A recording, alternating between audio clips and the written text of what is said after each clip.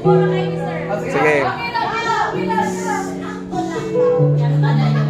Sige na, sige na. Okay, ang tulay ko ay malayang talituran. Char. Kung matalin ka, galing nila, oy. Ang kabagat ay ma'am. Char, sir, bitaas.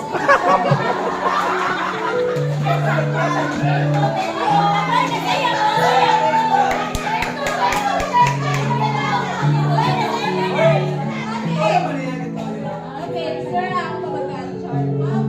Okay, Rene ang kanyang pangalan. Siya ay aming hinahangaan.